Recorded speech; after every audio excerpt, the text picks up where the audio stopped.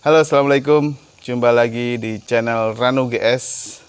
Beberapa hari yang lalu itu viral soal pernyataan Uki, mantan gitaris grup band Noah ya.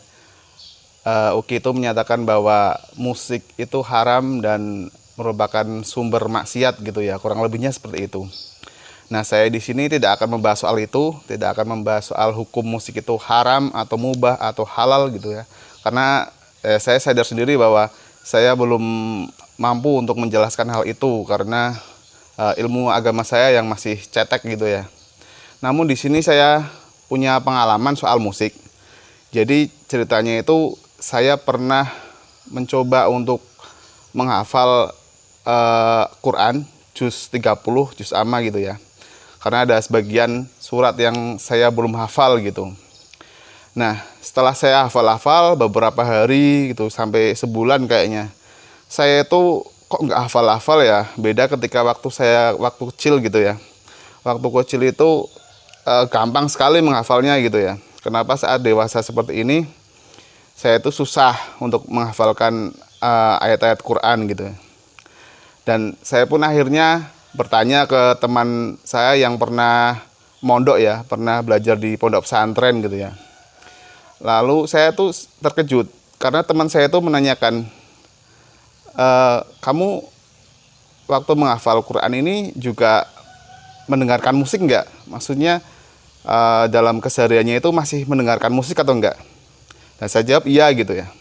Nah, ternyata teman saya itu bilang kalau mau niat menghafal Al-Quran gitu, menghafal ayat-ayat Quran, menghafal surat-surat Quran, itu jangan mendengarkan musik dulu gitu. Nah, saya kaget, kok bisa? Iya, kata teman saya itu gitu. Kata teman saya itu kiai di pesantren saya dulu waktu saya belajar di sana itu melarang siswanya untuk melarang santrinya untuk mendengarkan musik ketika sedang fokus untuk menghafal Quran gitu.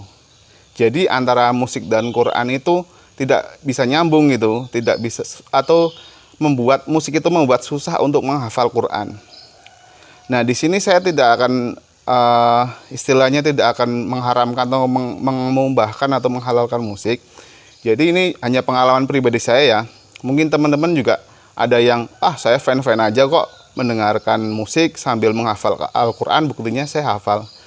Cuman ini pengalaman pribadi saya dan juga pengalaman teman saya yang di pondok pesantren itu juga begitu, kiai yang di sana gitu, bilang bahwa dia jangan mendengarkan musik dulu kalau mau menghafal Quran gitu.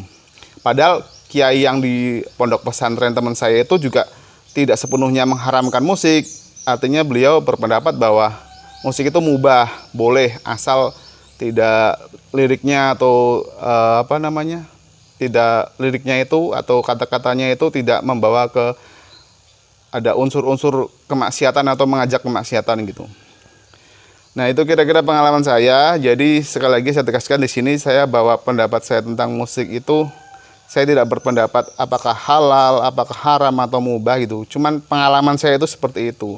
Dan sampai sekarang kalau saya ingin menghafal Quran atau surat yang agak panjang gitu, saya stop dulu mendengarkan musik gitu. Jadi mungkin ini tips juga ya buat teman-teman yang merasa susah untuk menghafal Al-Quran.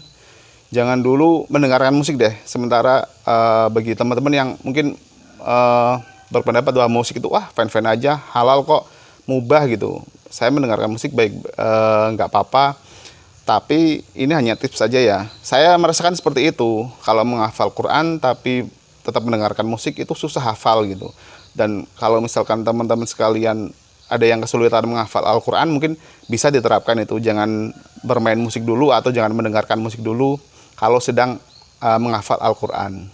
Tapi kalau bagi teman-teman yang nggak apa-apa lah, fan-fan aja, buktinya saya tetap bisa hafal kok, itu ya nggak apa-apa juga. Saya di sini sekali lagi saya hanya berbagi pengalaman ya soal musik dan menghafal Quran gitu. Oke, sekian dulu video kali ini. Mohon maaf apabila ada salah kata, dan mungkin kalau teman-teman ada yang punya pengalaman yang sama seperti saya, bisa coret-coret di kolom komentar ya. Sekali lagi, saya tidak akan membahas soal haram atau halal atau mubahnya musik. Ini hanya pengalaman pribadi saya. Oke, silakan like dan share apabila video ini bermanfaat. Dan juga subscribe channel Ranu GS bagi kalian yang belum subscribe. Dan juga nyalakan tombol loncengnya agar kalian bisa menerima notifikasi video-video terbaru dari channel Ranu GS. Oke, sekian dulu. Saya Nurs Ranu. Sampai jumpa di video-video selanjutnya. Assalamualaikum.